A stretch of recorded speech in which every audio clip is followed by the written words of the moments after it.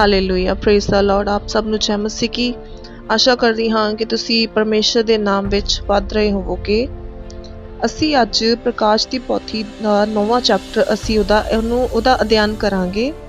ਤੇ ਇਹਦੇ ਵਿੱਚ ਜਿਹੜੀਆਂ ਆਪਾਂ ਪਿੱਛੇ 4 ਆਪਾਂ ਪੜ੍ਹੀਆਂ ਸੀ, 4 ਦੂਤਾਂ, 4 ਤੁਰੀਆਂ ਬਾਰੇ ਪੜ੍ਹਿਆ ਸੀ, ਜਿਹਦੇ ਵਿੱਚ 4 ਦੂਤ ਤਰ੍ਹਾਂ ਤਰ੍ਹਾਂ ਦੀ ਪ੍ਰੋਬਲਮਸ ਲੈ ਕੇ ਇਸ ਧਰਤੀ ਤੇ ਸੁੱਟਦੇ ਪਏ ਆ। ਕਹਿਣ ਦਾ ਮਤਲਬ ਇਹ ਆ, ਜਿੱਦਾਂ ਹੁਣ ਆਪਾਂ ਪਹਿਲੀ ਤੁਰੀ ਸੀ ਉਹਦੇ ਵਿੱਚ ਕੀ ਦੱਸਿਆ ਗਿਆ ਹੋਇਆ ਸੀ।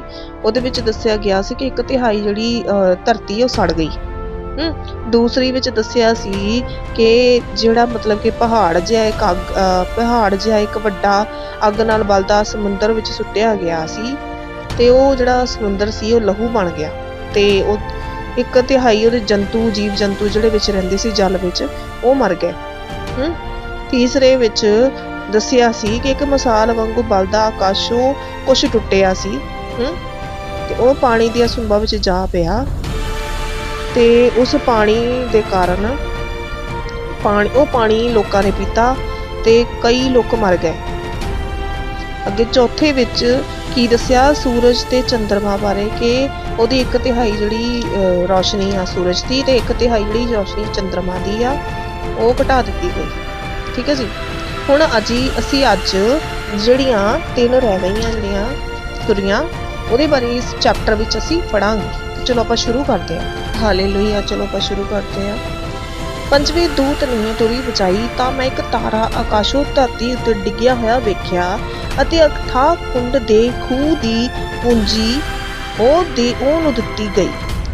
ਉਹਨੇ ਅਥਾਹ ਕੁੰਡ ਦੇ ਖੂਹ ਨੂੰ ਖੋਲਿਆ ਤਾਂ ਉਸ ਖੂਹ ਵਿੱਚੋਂ ਧੂਆਂ ਵੱਡੇ ਦੇ ਧੂਏ ਵਾਂਗੂ ਉੱਠਿਆ, ਅਤੇ ਖੂਹ ਦੇ ਉਸ ਧੂਏ ਨਾਲ ਸੂਰਜ ਅਤੇ ਪੌਣ ਕਾਲੇ ਹੋ ਗਏ, ਅਤੇ ਧੂਏ ਵਿੱਚੋਂ ਧਰਤੀ ਉੱਤੇ ਸਲਾਹ ਦੇ ਟਿੱਡੇ ਨਿਕਲ ਆਏ, ਅਤੇ ਉਹਨਾਂ ਨੂੰ ਬਲ ਦਿੱਤਾ ਜਿਵੇਂ ਧਰਤੀ ਦੀਆਂ ਅਠੋਇਆਂ ਨਾਲ ਦਾ ਬਲ ਹੁੰਦਾ ਹੈ।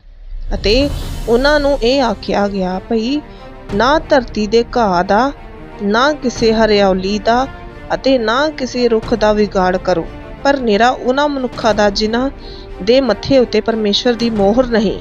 ਅਤੇ ਉਹਨਾਂ ਨੂੰ ਇਹ ਦਿੱਤਾ ਗਿਆ ਜੋ ਉਹਨਾਂ ਮਨੁੱਖਾਂ ਨੂੰ ਜਾਨੋਂ ਨਾ ਮਾਰਨ, ਸਗੋਂ ਇਹ ਪਈ ਉਹ 5 ਮਹੀਨਿਆਂ ਤੀਕ ਵੱਡੀ ਪੀੜ ਸਹਿਣਾ, ਤੇ ਉਹਨਾਂ ਦੀ ਪੀੜ ਇਹੋ ਜਿਹੀ ਸੀ ਜਿਹੀ ਠੂਏ ਤੋਂ ਪੀੜ ਹੁੰਦੀ ਹੈ ਜਿਸ ਵੇਲੇ ਉਹ ਮਨੁੱਖ ਨੂੰ ਡੰਗ ਮਾਰਦਾ ਹੈ।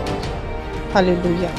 ਅੱਗੇ ਅਸੀਂ ਬਾਅਦ ਚ ਪੜ੍ਹਦੇ ਹਾਂ। ਇੱਥੇ ਲਿਖਿਆ, ਕਹਿੰਦੇ ਜਦੋਂ 5ਵੀਂ ਤੁਰੀ ਫੂਕੀ ਗਈ ਤੇ ਕੀ ਲਿਖਿਆ, ਅਥਾਹ ਕੁੰਡ ਦੇ ਖੂਹ ਜਿਹੜਾ ਕੀ ਸੀ, ਅਥਾਹ ਕੁੰਡ ਦਾ ਖੂਹ ਕਿਹੜਾ ਹੈ, ਜਿਹਨੂੰ ਲੋਕੀ ਨਰਕ ਕਹਿੰਦੇ ਆ। ਨਰਕ ਨਹੀਂ ਕਹਿ ਸਕਦੇ ਆਪਾਂ, ਜਿੱਦਾਂ ਪਤਾਲ ਕਹਿੰਦੇ ਆ। ਪਤਾਲ ਜਿੱਦਾਂ ਪ੍ਰਭੂ ਯਿਸੂ ਮਸੀਹ ਜਦੋਂ ਮਰ ਕੇ ਤੀਸਰੇ ਦਿਨ ਜ਼ਿੰਦਾ ਹੋਏ, ਤਾਂ ਉਸ ਤੋਂ ਪਹਿਲਾਂ ਜਿਹੜੇ ਵਿੱਚ ਇੱਕ ਦਿਨ ਰਹਿ ਗਿਆ ਸੀ, ਉਹ ਦਿਨ ਸੀ ਪ੍ਰਭੂ ਯਿਸੂ ਮਸੀਹ ਪਤਾਲ ਵਿੱਚ ਸੀ, ਤੇ ਪਤਾਲ ਦੀਆਂ ਕੁੰਜੀਆਂ ਜਿਹੜੀਆਂ ਉਹ ਪ੍ਰਭੂ ਯਿਸੂ ਮਸੀਹ ਨੂੰ ਦਿੱਤੀਆਂ ਗਈਆਂ ਸੀ, ਕਿਉਂਕਿ ਮੌਤ ਤਾਂ ਉਸ ਦੇ ਵੱਸ ਨਹੀਂ ਸੀ।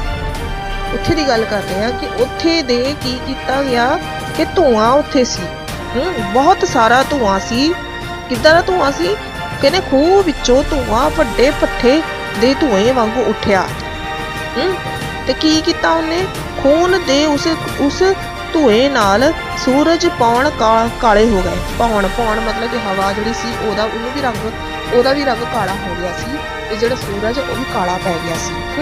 ਅਤੇ ਕਹਿੰਦੇ ਧੂਏ ਵਿੱਚੋਂ ਧਰਤੀ ਉੱਤੇ ਸਲਾ ਅਤੇ ਟਿੱਡੀ ਨਿਕਲ ਆਏ। ਸਲਾ ਟਿੱਡੀ ਜਿਹੜਾ ਕਿ ਜਿਹਨੂੰ ਆਪਾਂ ਪੰਜਾਬੀ ਚ ਤੋਤਾ ਕਹਿੰਦੇ ਆ, ਜਿਹੜਾ ਹਰਿਆਲੀ ਨੂੰ ਖਾਂਦਾ ਹੈ, ਜਿਹੜਾ ਖੇਤਾਂ ਵਿੱਚ ਹਰੇ ਰੰਗ ਦਾ, ਜਿਹੜਾ ਕਈ ਵਾਰ ਦੇਖਿਆ ਵੀ ਹੋਣਾ ਕਿਸੇ ਨੇ, ਉਹਦੇ ਵਾਂਗੂ ਹੁੰਦਾ ਆ। ਤੇ ਮੋਟੀ ਗੱਲ ਇਹ ਆ ਕਿ ਇੱਥੇ ਹੀ ਦੱਸਿਆ ਗਿਆ, ਕਹਿੰਦੇ ਕਿ ਉਹਨੂੰ ਕਿਹਾ ਗਿਆ ਕਿ ਨਾ ਤੂੰ ਘਾਹ ਨੂੰ, ਨਾ ਕਿਸੇ ਰੁੱਖ ਨੂੰ ਤੂੰ ਕੁਛ ਕਰਨਾ ਆ, ਸਿਰਫ ਉਹਨਾਂ ਮਨੁੱਖਾਂ ਨੂੰ ਤੂੰ ਇੱਕ ਜਿੱਦਾਂ ਠੂਆ ਨੀ ਡੰਗ ਮਾਰਦਾ, ਓਦਾਂ ਕਹਿੰਦੇ ਤੂੰ ਉਹਨੂੰ ਦੁੱਖ ਦੇਣਾ ਆ, ਉਹਨੂੰ ਮਾਰਨਾ ਨਹੀਂ, ਪਰ ਸਿਰਫ ਉਹਨੂੰ ਮਾਰਨਾ ਨਹੀਂ। ਤੇ ਕਹਿੰਦੇ ਕੀ ਲਿਖਿਆ ਆ, ਕਹਿੰਦੇ ਉਹਨੂੰ ਮਾਰਨਾ ਨਹੀਂ ਹੈਗਾ, ਉਹਨੂੰ ਜਸਟ ਤੁਸੀਂ ਕੀ ਕਰਨਾ, ਉਹਨੂੰ ਜਸਟ ਕਸ਼ਟ ਦੇਣਾ ਆ। ਤੇ ਕੀ ਉਹਨਾਂ ਪਰ ਕਰਨਾ ਵੀ ਉਹਨਾਂ ਨੂੰ ਆ ਜਿਨ੍ਹਾਂ ਦੇ ਮੱਥੇ ਤੇ ਪਰਮੇਸ਼ਰ ਦੀ ਮੋਹਰ ਨਹੀਂ ਲੱਗੀ ਗਈ। ਤੇ 5 ਮਹੀਨਿਆਂ ਤੱਕ ਕਹਿੰਦੇ ਉਹ ਵੱਡੀ ਜਿਹੜੀ ਕਸ਼ਟ ਵਾ ਉਹ ਸਹਿਣਗੇ। ਤੇ ਕਹਿੰਦੇ ਵੀ ਪੀੜ ਵੀ ਉਹ ਇਦਾਂ ਦੀ ਹੋਣੀ ਜਿੱਦਾਂ ਬਾਕੀ ਕਹਿੰਦੇ ਨੂੰ ਮਾਰਦਾ ਡੰਗ, ਉਦਾਂ ਦੀ ਕਹਿੰਦੇ ਉਹਨਾਂ ਨੂੰ ਪੀੜ ਹੋਣੀ ਆ। ਅੱਗੇ ਅਸੀਂ ਪੜ੍ਹਦੇ 6 ਚ ਕਹਿੰਦੇ ਅਤੇ ਉਨੀ ਦਿਨੀ ਮਨੁੱਖ ਮੌਤ ਨੂੰ ਭਾਲਣਗੇ ਅਤੇ ਉਹਨਾਂ ਨੂੰ ਕਿਸੇ ਬਿੱਦਨ ਲੱਭੇਗੀ ਨਹੀਂ ਅਤੇ ਮਰਨ ਨੂੰ ਲੋਚਣਗੇ ਅਤੇ ਮੌਤ ਉਹਨਾਂ ਤੋਂ ਨੱਸ ਜਾਵੇਗੀ।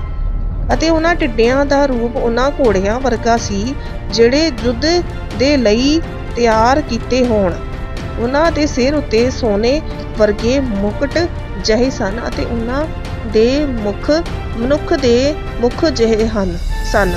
ਉਹਨਾਂ ਦੇ ਵਾਲ ਤੀਵੀਆਂ ਦੇ ਵਾਲਾਂ ਜਿਹੇ ਅਤੇ ਉਹਨਾਂ ਦੇ ਦੰਦ ਬੱਬਰ ਸ਼ੇਰਾਂ ਦੇ ਦੰਦ ਜਿਹੇ ਸਨ ਅਤੇ ਉਹਨਾਂ ਦੇ ਸੀਨੇ ਬੰਦ ਲੋਹੇ ਦੇ ਸੀਨੇ ਬੰਦਾਂ ਵਰਗੇ ਅਤੇ ਉਹਨਾਂ ਦੇ ਖੰਭਾਂ ਦੀ ਘੂਕ ਰਥਾਂ ਸਗੋਂ ਲੜਾਈ ਵਿੱਚ ਦੌੜਦਿਆਂ ਹੋਇਆ ਬਹੁਤਿਆਂ ਘੋੜਿਆਂ ਦੀ ਖੜਾਕ ਜਿਹੀ ਸੀ ਅਤੇ ਉਹਨਾਂ ਦੀਆਂ ਪੁੱਛਾਂ ਅਠੋਇਆਂ ਵਰਗੀਆਂ ਸਨ ਅਤੇ ਉਹਨਾਂ ਦੇ ਡੰਗ ਹਨ ਅਤੇ ਉਹਨਾਂ ਦੀਆਂ ਪੁੱਛਾਂ ਵਿੱਚ ਉਹਨਾਂ ਦਾ ਬਲ ਹੈ ਪਈ 5 ਮਹੀਨਿਆਂ ਤੀਕ ਮਨੁੱਖ ਦਾ ਵਿਗਾੜ ਕਰਨ। ਅਥਾਹ ਕੁੰਡ ਦਾ ਦੂਤ ਉਹਨਾਂ ਉੱਤੇ ਰਾਜਾ ਹੈ। ਉਹਦਾ ਨਾਂ ਇਬਰਾਨੀ ਭਾਖਿਆ ਵਿੱਚ ਅਬਦੋਨ ਹੈ, ਯੂਨਾਨੀ ਵਿੱਚ ਅਪੁਲੂਓਨ ਨਾਂ ਹੈ। ਇੱਕ ਅਫਸੋਸ ਬੀਤ ਗਿਆ। ਵੇਖੋ ਇਹ ਦੇ ਮਗਰੋਂ ਅਜੇ 2 ਅਫਸੋਸ ਹੋਰ ਹਨ। ਕਹਿਣ ਦਾ ਮਤਲਬ ਇਹ ਆ ਕਿ ਇੱਕ ਤੁਰੀ ਫੂਕੀ ਗਈ ਆ ਉਹਦੇ ਵਿੱਚੋਂ ਕੀ ਹੋਇਆ, ਇੱਕ ਤਾਂ ਸੂਰਜ ਜਿਹੜਾ ਉਹ ਕਾਲਾ ਪੈ ਗਿਆ ਤੇ ਦੂਸਰਾ ਹਵਾ ਜਿਹੜੀ ਹੈ ਉਹ ਵੀ ਕਾਲੀ ਹੋ ਗਈ ਹੈ। ਤੇ ਬਾਅਦ ਵਿੱਚ ਕੀ ਕਹਿੰਦੇ ਉਹ ਅਥਾਹ ਕੁੰਡ ਵਿੱਚੋਂ ਕਹਿੰਦੇ ਵੀ ਟਿੱਡੀਆਂ ਨਿਕਲੀਆਂ ਜਿਹੜੀਆਂ ਠੂਹੇ ਵਾਂਗੂ ਡੰਗ ਮਾਰਦੀਆਂ ਇਦਾਂ ਨਹੀਂ ਨਿਕਲੇ। ਤੇ ਇੱਥੇ ਉਹਨਾਂ ਦਾ ਰੂਪ ਦੱਸਿਆ ਗਿਆ ਕਿੱਦਾਂ ਦਾ ਰੂਪ ਆ। ਦੇਖੋ ਹੁਣ ਆਪਾਂ ਇੱਕ ਗੱਲ ਕਰਦੇ ਕਿ ਪਰਮੇਸ਼ਰ ਲਈ ਸਭ ਕੁਝ ਮੁਮਕਿਨ ਹੈ। ਲਿਖਿਆ ਗਿਆ ਕਿ ਜਿਹੜੇ ਟਿੱਡੀਆਂ ਸੀ ਉਹਨਾਂ ਦਾ ਜਿਹੜਾ ਚਿਹਰਾ ਸੀ ਉਹ ਮਨੁੱਖਾਂ ਵਰਗਾ ਸੀ। ਉਹਨਾਂ ਦੇ ਸਿਰ ਤੇ ਸੋਨੇ ਦਾ ਮੁਕਟ ਸੀ, ਉਹਨਾਂ ਦੇ ਵਾਲ ਤੀਵੀਆਂ ਵਰਗੇ ਸਨ। ਤੇ ਉਹ ਕਹਿੰਦੇ ਜਦੋਂ ਉੜਦੇ ਸੀ ਤੇ ਜਹਾਜ਼ਾਂ ਵਾਂਗੂ ਜਿੱਦਾਂ ਆਵਾਜ਼ ਆਉਂਦੀ ਏਦਾਂ ਦਾ ਆਵਾਜ਼ ਆਉਂਦੀ ਸੀ। ਤੇ ਕਿੱਦਾਂ ਦੇ ਅਨੋਖੇ ਹੋਣਗੇ, ਪਰਮੇਸ਼ਰ ਨੇ ਉਹਨਾਂ ਨੂੰ ਇਸ ਕੰਮ ਲਈ ਹੀ ਬਣਾਇਆ ਹੋਵੇਗਾ। ਅੱਗੇ ਆਪਾਂ ਪੜ੍ਹਦੇ ਹਾਂ, ਅੱਗੇ ਕੀ ਲਿਖਿਆ, ਇੱਕ ਅਫਸੋਸ ਬੀਤ ਗਿਆ। ਵੇਖੋ ਇਹ ਦੇ ਮਗਰੋਂ ਅਜੇ 2 ਅਫਸੋਸ ਹੋਰ ਆਉਂਦੇ ਹਨ। 6ਵੇਂ ਦੂਤ ਨੇ ਤੁਰੀ ਵਜਾਈ ਤਾਂ ਉਸ ਸੋਨੇ ਦੀ ਜਗਵੇਦੀ ਜਿਹੜੀ ਪਰਮੇਸ਼ਰ ਦੇ ਅੱਗੇ ਹੈ ਉਹਦੇ 4 ਸੰਗਾਂ ਵਿੱਚੋਂ ਮੈਂ ਇੱਕ ਆਵਾਜ਼ ਸੁਣੀ। ਉਸ 6ਵੇਂ ਦੂਤ ਨੂੰ ਜਿਹਦੇ ਕੋਲ ਤੁਰੀ ਸੀ ਉਹ ਇਹ ਕਹਿੰਦੀ ਹੈ ਭਈ ਉਹਨਾਂ 4 ਦੂਤਾਂ ਨੂੰ ਜਿਹੜੇ ਵੱਡੇ ਦਰਿਆ ਫਰਾਤ ਉੱਤੇ ਬੱਧੇ ਹੋਏ ਹਨ ਖੋਲ ਦਿਓ। ਤਾਂ ਉਹ 4 ਦੂਤ ਜਿਹੜੇ ਘੜੀ ਦਿਹਾੜੇ ਮਹੀਨੇ ਅਤੇ ਵਰੇ ਲਈ ਤਿਆਰ ਕੀਤੇ ਹੋਏ ਸਨ ਖੋਲੇ ਗਏ ਭਈ ਮਨੁੱਖਾਂ ਦੀ 1/3 ਨੂੰ ਮਾਰ ਸੁੱਟਣ। ਅਤੇ ਘੋੜ ਚੜਿਆਂ ਦੀਆਂ ਫੌਜਾਂ ਗਿਣਤੀ ਵਿੱਚ 20 ਕਰੋੜ ਸਨ। ਮੈਂ ਉਹਨਾਂ ਦੀ ਗਿਣਤੀ ਸੁਣੀ। ਇਸ ਦਰਸ਼ਨ ਵਿੱਚ ਘੋੜਿਆਂ ਤੇ ਉਹਨਾਂ ਦੀਆਂ ਸਵਾਰਾਂ ਦੇ ਰੂਪ ਮੈਨੂੰ ਇਉਂ ਦਿਸਣ ਭਈ ਉਹਨਾਂ ਦੇ ਸੀਨੇ ਬੰਦ ਅਗਨ ਅਤੇ ਨੀਲਮ ਅਤੇ ਗੰਧਕ ਦੇ ਹਨ। ਘੋੜਿਆਂ ਦੇ ਸਿਰ ਬੱਬਰ ਸ਼ੇਰ ਦੇ ਸਿਰ ਦੀ ਨਿਆਈ ਹਨ ਅਤੇ ਉਹਨਾਂ ਦੇ ਮੂੰਹ ਵਿੱਚੋਂ ਅੱਗ ਅਤੇ ਧੂਆਂ ਅਤੇ ਗੰਧਕ ਨਿਕਲਦੀ ਹੈ। ਅੱਗ ਅਤੇ ਧੂਆਂ ਅਤੇ ਗੰਧਕ ਜਿਹੜੀ ਉਹਨਾਂ ਦੇ ਮੂੰਹ ਵਿੱਚੋਂ ਨਿਕਲਦੀ ਸੀ, ਇਹਨਾਂ 3 ਬਵਾਂ ਨਾਲ ਮਨੁੱਖਾਂ ਦੀ 1/3 ਜਾਨੋਂ ਮਾਰੀ ਗਈ। ਉਹਨਾਂ ਘੋੜਿਆਂ ਦਾ ਬਲ ਉਹਨਾਂ ਦੇ ਮੂੰਹ ਅਤੇ ਉਹਨਾਂ ਦੀਆਂ ਪੂਛਾਂ ਵਿੱਚ ਹੈ, ਕਿਉਂ ਜੋ ਉਹਨਾਂ ਦੀਆਂ ਪੂਛਾਂ ਸੱਪਾਂ ਵਰਗੀਆਂ ਹਨ ਅਤੇ ਉਹਨਾਂ ਦੇ ਸਿਰ ਵੀ ਹਨ ਅਤੇ ਉਹ ਉਹਨਾਂ ਦੇ ਨਾਲ ਵਿਗਾੜ ਕਰਦੇ ਹਨ। ਅਤੇ ਰਹਿੰਦਿਆਂ ਮਨੁੱਖਾਂ ਨੇ ਜਿਹੜੇ ਇਹਨਾਂ ਬਵਾਂ ਨਾਲ ਮਾਰੇ ਨਹੀਂ ਗਏ ਸਨ ਆਪਣੇ ਹੱਥਾਂ ਦੇ ਕੰਮ ਤੋਂ ਤੌਬਾ ਨਾ ਕੀਤੀ ਭਈ ਭੂਤਾਂ ਦੀ ਅਤੇ ਸੋਨੇ ਚਾਂਦੀ ਪਿੱਤਲ ਪੱਥਰ ਅਤੇ ਕਾਠ ਦੀਆਂ ਮੂਰਤੀਆਂ ਦੀ ਪੂਜਾ ਨਾ ਕਰਨ ਜਿਹੜੀਆਂ ਨਾ ਵੇਖਣ ਨਾ ਸੁਣਨ ਨਾ ਤੁਰ ਸਕਦੀਆਂ ਹਨ ਨਾ ਉਹਨਾਂ ਆਪਣੇ ਖੂਨਾਂ ਤੋਂ ਨਾ ਆਪਣੀਆਂ ਜਾਦੂਗਰੀਆਂ ਤੋਂ ਨਾ ਆਪਣੀ ਹਰਾਮਕਾਰੀ ਤੋਂ ਨਾ ਆਪਣੇ ਚੋਰੀਆਂ ਤੋਂ ਤੌਬਾ ਕੀਤੀ। ਹਾਲੇਲੂਇਆ। ਇਸ ਵਿੱਚ ਆਪਾਂ ਹੀ ਪੜ੍ਹਿਆ ਸੀ 7 ਤੁਰੀਆਂ ਬਾਰੇ, ਹਨਾ, 7 ਤੁਰੀਆਂ ਬਾਰੇ। ਤੇ ਕੀ ਲਿਖਿਆ ਇਸ ਵਿੱਚ ਇਹ ਅਥਾਹ ਕੁੰਡ ਬਾਰੇ ਤੇ ਸਲਾ ਟਿੱਡੀ ਬਾਰੇ ਅਤੇ 4 ਦੂਤਾਂ ਨੂੰ ਜਿਹੜੇ ਵੱਡੇ ਦਰਿਆ ਫਰਾਤ ਤੇ ਬੱਧੇ ਹੋਏ ਸੀ ਉਹਦੇ ਬਾਰੇ ਦੱਸਿਆ ਗਿਆ ਹੈ। ਤੇ ਆਪਾਂ ਪੜ੍ਹ ਹੀ ਚੁੱਕੇ ਹਾਂ ਪਹਿਲਾਂ ਕਿ ਇੱਥੇ ਇਸ ਆਇਤ ਵਿੱਚ ਪਹਿਲਾਂ ਕੀ ਦੱਸਿਆ ਗਿਆ ਕਿ ਜਿਹੜਾ ਸੂਰਜ ਆ ਉਹ ਕਾਲਾ ਪੈ ਜਾਣਾ ਤੇ ਜਿਹੜੀ ਹਵਾ ਆ ਉਹ ਵੀ ਕਾਲੇ ਰੰਗ ਦੀ ਹੋ ਜਾਏਗੀ, ਜਿੱਦਾਂ ਮਤਲਬ ਕਿ ਕਾਲੂ ਨਹੀਂ ਜਿੱਦਾਂ ਉੱਡਦੀ ਹੁੰਦੀ ਆ ਇੱਦਾਂ ਦੇ ਰੰਗ 'ਚ ਥੋੜ੍ਹੀ ਜਿਹੀ ਹੋ ਜਾਏਗੀ, ਜਿੱਦਾਂ ਸਮੈਲੀ ਜਿਹੀ ਹੋ ਜਾਏਗੀ। ਠੀਕ ਹੈ ਜੀ। ਉਸ ਤੋਂ ਬਾਅਦ ਸਲਾਹ ਤੇ ਟਿੱਡੀ ਬਾਰੇ ਦੱਸਿਆ ਗਿਆ। ਠੀਕ ਹੈ ਜੀ। ਉਹ ਕੀ ਕਰੇਗੀ ਵੀ ਇੱਦਾਂ ਦੇ ਮਨੁੱਖਾਂ ਤੇ ਪਏਗੀ ਆ ਕੇ ਜਿਹੜੇ ਪਰਮੇਸ਼ਰ ਦੀ ਸਿਰ ਤੇ ਉਹਨਾਂ ਦੇ ਮੋਹਰ ਨਹੀਂ ਹੈਗੀ ਪਰਮੇਸ਼ਰ ਦੀ, ਜਿਹਨਾਂ ਦੇ ਸਿਰ ਤੇ ਪਰਮੇਸ਼ਰ ਦੀ ਮੋਹਰ ਨਹੀਂ ਲੱਗੀ ਹੈਗੀ ਉਹਨਾਂ ਨੂੰ ਆ ਕੇ ਡੰਗ ਮਾਰਨਗੀਆਂ। ਉਹ ਮਰਨਗੇ ਨਹੀਂ ਪਰ 5 ਮਹੀਨੇ ਤੱਕ ਉਹ ਵੱਡੀ ਭੀੜ 'ਚ ਰਹਿਣਗੇ ਤੇ ਲੋਕੀ ਜਿਹੜੇ ਉਹ ਆਪਣੇ ਆਪ ਨੂੰ ਆਪਣੇ ਲੋਕੀ ਰੱਬ ਕੋਲ ਮੌਤ ਮੰਗਣਗੇ ਵੀ ਸਾਨੂੰ ਮੌਤ ਦੇ ਦੇ, ਪਰ ਉਹ ਕਹਿੰਦੇ ਮੌਤ ਉਹਨਾਂ ਤੋਂ ਆਪ ਭੱਜ ਜਾਊਗੀ। ਫਿਰ ਦੱਸਿਆ ਗਿਆ ਕਿ ਜਿਹੜੇ ਟਿੱਡੀ ਤੇ ਸਲਾਹ ਆ ਉਹਨਾਂ ਦਾ ਰੂਪ ਕਿਸ ਤਰ੍ਹਾਂ ਦਾ ਹੋਏਗਾ, ਜਿਹੜਾ ਮੈਂ ਪਹਿਲੀ ਦੱਸ ਚੁੱਕੀ ਹਾਂ ਕਿ ਉਹਨਾਂ ਦੇ ਸਿਰ ਤੇ ਸੋਨੇ ਦਾ ਮੁਕਟ ਹੋਏਗਾ, ਉਹਨਾਂ ਦਾ ਚਿਹਰਾ ਮਨੁੱਖਾਂ ਵਰਗਾ, ਉਹਨਾਂ ਦੇ ਕੇਸ਼ ਵਾਲ ਵੀ ਹੋਣਗੇ ਜਿਹਨੂੰ ਆਪਾਂ ਕੇਸ਼ ਕਹਿੰਦੇ ਹਿੰਦੀ 'ਚ। ਤੇ ਅੱਗੇ ਲਿਖਿਆ ਆ ਕਹਿੰਦੇ ਕਿ ਇਹਦੇ ਵਿੱਚ ਜਿਹੜਾ 6ਵਾਂ ਦੂਤ ਆ ਉਹਨੇ ਤੁਰੀ ਵਜਾਈ ਤੇ ਕੀ ਕਿਹਾ, ਉਹਨੇ ਕਹਿੰਦੇ 4 ਜੰਤੂ ਜਿਹੜੇ ਫਰਾਦ ਦੇ ਕੋਲ ਬੰਦੇ ਹੋਏ ਉਹਨੂੰ ਖੋਲ ਦੋ ਤਾਂ ਕਿ ਉਹ 1/3 ਜਿਹੜੇ ਮਨੁੱਖ ਆ ਉਹ ਮਾਰ ਦੇਣ, ਤਾਂ ਕਿ 1/3 ਮਨੁੱਖ ਜਿਹੜੇ ਆ ਮਾਰ ਦਿੱਤੇ ਜਾਣ ਧਰਤੀ ਤੇ, ਜਿੰਨੇ 1/3 ਜਿੰਨੀ ਵੀ ਬਣਦੀ ਹੈ। ਉਹ ਆਪਾਂ ਜਾਣ ਨਹੀਂ ਸਕਦੇ ਵੀ ਕਿੰਨੇ ਲੋਕ ਹੁਣ ਧਰਤੀ ਤੇ ਪੂਰੀ ਕਿੰਨੇ ਬੰਦੇ ਉਹ ਰੱਬ ਹੀ ਜਾਣਦਾ। ਠੀਕ ਹੈ ਜੀ। ਇਹਦੇ ਵਿੱਚ ਇਹ ਕੁਝ ਦੱਸਿਆ ਹੈ ਤੇ ਪਰਮੇਸ਼ਰ ਦਾ ਨਾਮ ਲਓ ਜਿੰਨਾ ਨਾਮ ਲੈ ਸਕਦੇ ਹੋ, ਕਿਉਂਕਿ ਪਰਮੇਸ਼ਰ ਨੇ ਸਾਨੂੰ ਬਚਾਉਣਾ ਹੈ, ਕਿਉਂਕਿ ਪਰਮੇਸ਼ਰ ਤੋਂ ਹੀ ਸਭ ਕੁਝ ਹੋ ਸਕਦਾ। ਉਹ ਚਾਹੇ ਤਾਂ ਤੇ ਪਰਮੇਸ਼ਰ ਅੱਗੇ ਪ੍ਰਾਰਥਨਾ ਕਰੋ ਕਿ ਪਰਮੇਸ਼ਰ ਕੇ ਸਾਨੂੰ ਇਹਨਾਂ ਕਸ਼ਟਾਂ ਤੋਂ ਬਚਾ ਕੇ ਰੱਖੇ, ਔਰ ਜਿੰਨੀ ਜ਼ਿਆਦਾ ਦੁਆ ਕਰ ਸਕਦੇ ਪ੍ਰਾਰਥਨਾ ਕਰ ਸਕਦੇ ਬੱਚਨ ਕਰ ਸਕਦੇ ਉਨਾ ਜ਼ਿਆਦਾ ਪੜ੍ਹੋ, ਔਰ ਮੇਰੇ ਲਈ ਵੀ ਪ੍ਰਾਰਥਨਾ ਕਰੋ।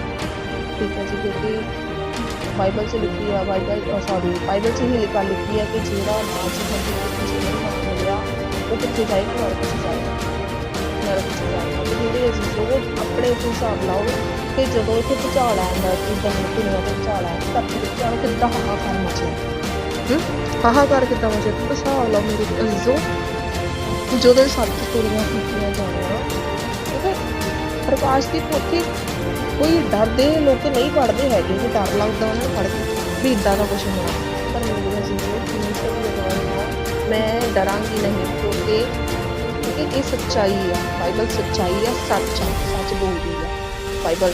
ਤੇ ਸਾਨੂੰ ਇਹਨਾਂ ਗੱਲਾਂ ਬਾਰੇ ਪਤਾ ਹੋਣਾ ਚਾਹੀਦਾ ਕਿ ਹਾਂ ਇਹ ਗੱਲਾਂ ਹੋਣ ਵਾਲੀਆਂ, ਤੇ ਸਾਨੂੰ ਡਰ ਵੀ ਲੱਗੇਗਾ। ਠੀਕ ਆ, ਡਰਨਾ ਵੀ ਚੰਗਾ ਪਰਮੇਸ਼ਰ ਨੂੰ, ਕਿ ਵਚਨ 'ਚ ਪਰਮੇਸ਼ਰ ਖੁਦ ਕਹਿੰਦੇ ਆ ਕਿ ਪਰਮੇਸ਼ਰ ਦੇ ਡਰਨ ਵਾਲਿਆਂ ਨੂੰ ਘਾਟ ਨਹੀਂ ਪੈਣੀ। ਤੇ ਇਹ ਗੱਲ ਆ ਕਿ ਬਾਕੀ ਪਰਮੇਸ਼ਰ ਦੀ ਪ੍ਰਾਰਥਨਾ ਕਰਕੇ ਸਾਨੂੰ ਇਹਨਾਂ ਦੀ ਦੇ ਨਾਲ ਬਚਾਓ। ਠੀਕ ਹੈ ਜੀ। ਪਰਮੇਸ਼ਰ ਧੰਨਵਾਦ ਆ। ਤੇ ਅੱਜ ਦਾ ਚੈਪਟਰ ਇੱਥੇ ਕੰਪਲੀਟ ਕਰਦੇ ਹਾਂ, ਇਸ ਵੀਡੀਓ ਇੱਥੇ ਕੰਪਲੀਟ ਕਰਦੇ ਹਾਂ। ਪਰਮੇਸ਼ਰ ਤੁਹਾਨੂੰ ਹੋਰ ਵਧਾਵੇ, ਪਰਮੇਸ਼ਰ ਤੁਹਾਨੂੰ ਬਲੈਸ ਕਰੇ, ਤੁਹਾਡੀ ਫੈਮਿਲੀ ਨੂੰ ਬਲੈਸ ਕਰੇ, ਜ਼ਰੂਰ ਤਾਂ ਪੂਰੀਆਂ ਕਰੇ।